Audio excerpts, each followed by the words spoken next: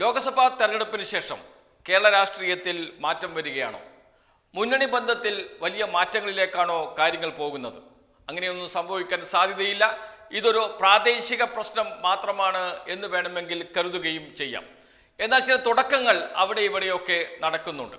അതിലൊന്നാണ് തൊടുപുഴ നഗരസഭയിൽ നടന്ന തെരഞ്ഞെടുപ്പും അവിടെ മുസ്ലിം ലീഗ് പ്രതിനിധികൾ CPIM സ്ഥാനാർത്ഥിക്ക് വോട്ട് ചെയ്യുകയും CPIM സ്ഥാനാർത്ഥി നഗരസഭ ചെയർമാനാവുകയും ചെയ്തത്. ഇത് സംബന്ധിച്ച് മാധ്യമങ്ങളിലൊക്കെ വാർത്ത വന്നുകൊണ്ടിരിക്കുകയാണ്. അതിലൊരു വാർത്ത ഇങ്ങനെയാണ്: തൊടുപുഴ നഗരസഭാ തെരഞ്ഞെടുപ്പിൽ LDFന് ജയം. മുസ്ലിം ലീഗ് പിന്തുണയോടെ LDF സ്ഥാനാർത്ഥി CPIMലെ സബീന ബിഞ്ചു നഗരസഭാ ചെയർപേഴ്സണായി തെരഞ്ഞെടുക്കപ്പെട്ടു. തെരഞ്ഞെടുപ്പ് ഫലം പുറത്തു വന്നതിന് പിന്നാലെ നഗരസഭാ ഓഫീസിന് മുന്നിൽ കോൺഗ്രസ് ലീഗ് സംഘർഷം. പരസ്പരം ആരോപണം ഉന്നയിച്ച് UDF കൗൺസിലർമാർ തമ്മിൽ ഉന്തും തള്ളുമായി.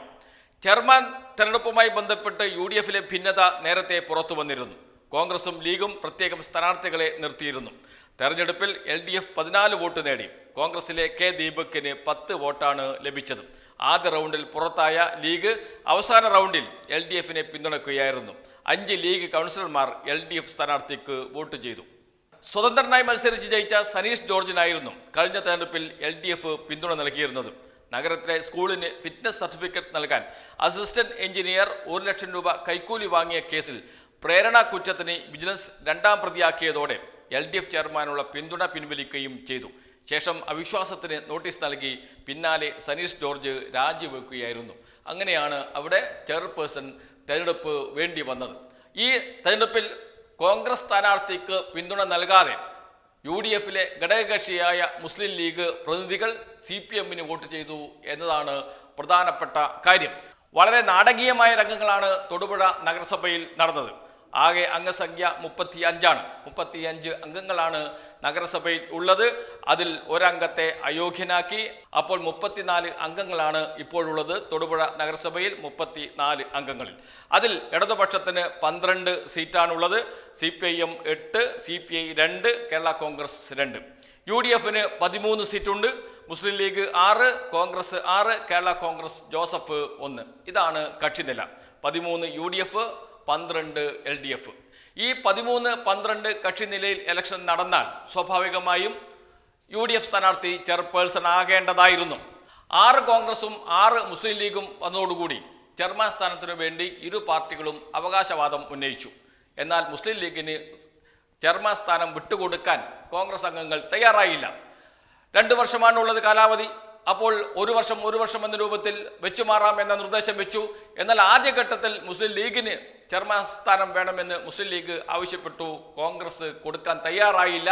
അതോടുകൂടിയാണ് തർക്കം ആരംഭിച്ചത്, സംഘർഷം ആരംഭിച്ചത്.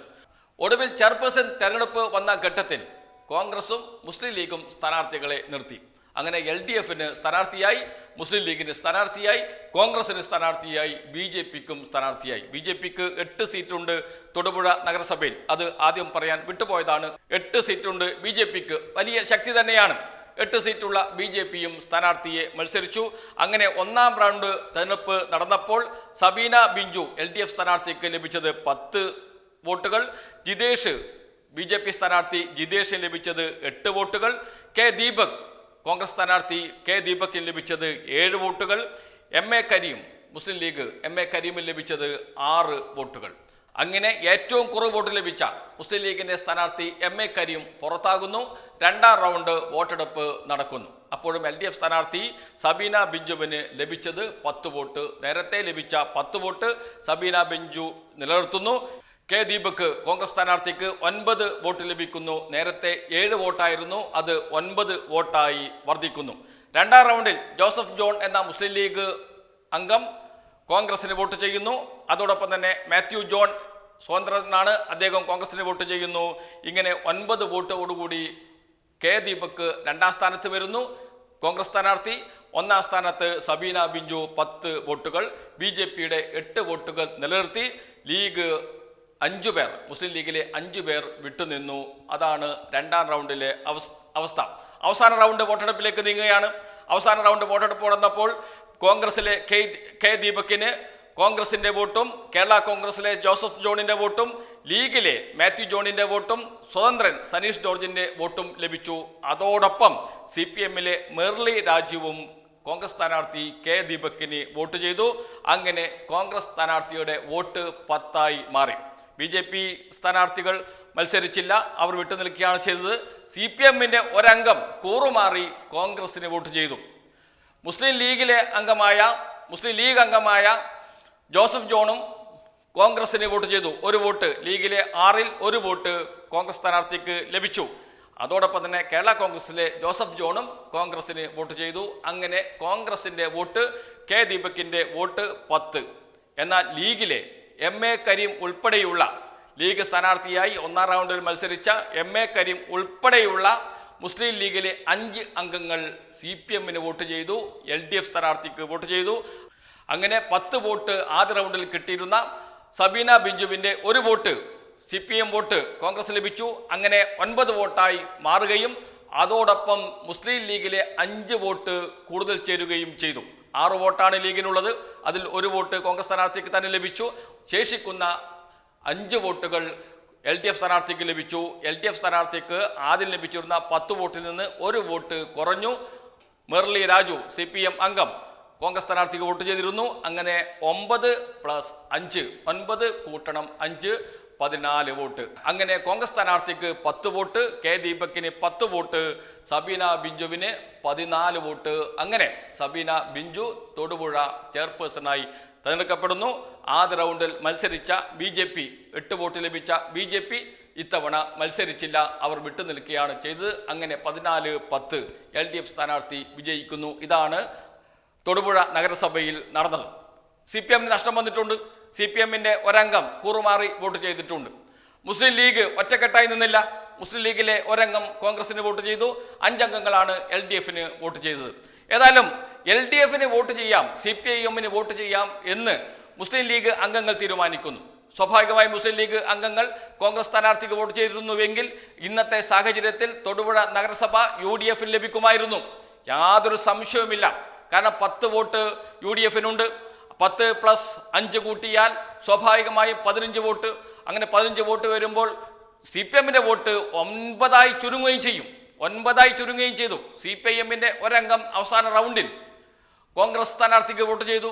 അങ്ങനെ CPM-ന് ചോർച്ചയുണ്ടായിട്ട് പോലും നഗരസഭ നിലനിർത്താൻ LDF-ന് കഴിഞ്ഞു മുസ്ലിം ലീഗിന്റെ പിന്തുണയോടുകൂടി. അത് ചെറിയ സംഘർഷമൊക്കെ ഉണ്ടാക്കിയിട്ടുണ്ട്. വോട്ടെടുപ്പിന് ശേഷം കോൺഗ്രസിന്റെയും ലീഗിന്റെയും പ്രവർത്തകർ തമ്മിൽ ഏറ്റുമുട്ടുന്ന അവസ്ഥ പോലും ഉണ്ടായിട്ടുണ്ട്.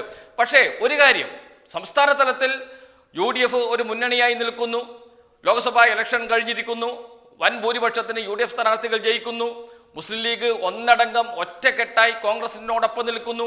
മുസ്ലിം ലീഗ് മാത്രമല്ല, മുസ്ലിം ന്യൂനപക്ഷം ഒറ്റക്കെട്ടായി കോൺഗ്രസോടൊപ്പം നിൽക്കുന്നു. അങ്ങനെ ഒരു രാഷ്ട്രീയ സാഹചര്യം കഴിഞ്ഞ് മാസങ്ങളായില്ല.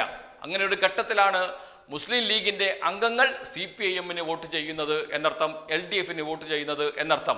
എന്ന് വെച്ചാൽ ലോക്സഭാ തെരഞ്ഞെടുപ്പിലുണ്ടായ ഈ രാഷ്ട്രീയ ചേരി അത് അതുപോലെ നിലനിൽക്കുന്ന പ്രശ്നമില്ല എന്ന് ആവർത്തിച്ച് ഉറപ്പിക്കുകയാണ് തൊടുപുഴ നഗരസഭയിലെ തെരഞ്ഞെടുപ്പ് ചെയ്യുന്നത്. അത് കേരള രാഷ്ട്രീയത്തിൽ മറ്റൊരു ദിശാസൂചികയായി മാറുമോ? ഈ ചോദ്യമാണ് ഉയരുന്നത്. കാരണം നിയമസഭാ തെരഞ്ഞെടുപ്പ് വരാൻ പോകുന്നു. അതിനു മുമ്പ് തദ്ദേശ സ്വയംഭരണ സ്ഥാപനങ്ങളിലേക്കുള്ള തെരഞ്ഞെടുപ്പുണ്ട്.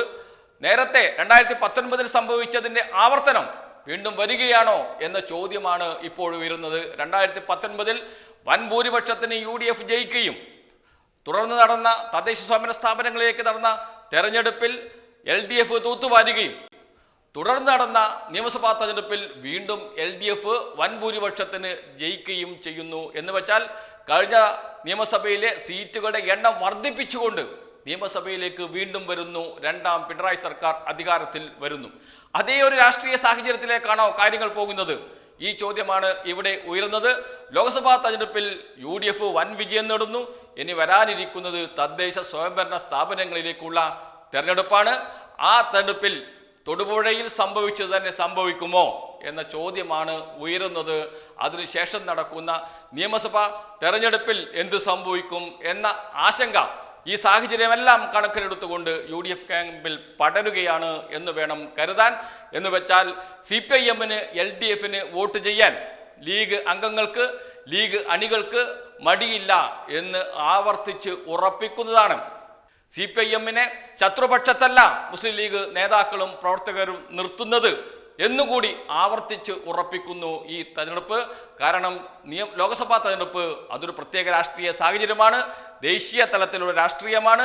ദേശീയ തലത്തിലുള്ള രാഷ്ട്രീയത്തിൽ കോൺഗ്രസിനോടൊപ്പം നിൽക്കുകയും കോൺഗ്രസിൻ്റെ സീറ്റുകളുടെ എണ്ണം കൂട്ടുകയും അങ്ങനെ BJP-യെ പരാജയപ്പെടുത്തുകയും ചെയ്യുക എന്ന രാഷ്ട്രീയത്തോടൊപ്പം കേരളത്തിലെ ന്യൂനപക്ഷം നിന്നതാണ് എന്നത് ഒന്നുകൂടി പറയുകയാണ് തൊടുപുഴ നഗരസഭയിലെ ഈ വോട്ടിംഗ് പാറ്റേൺ എന്ന് പറയാതിരിക്കാൻ കഴിയില്ല.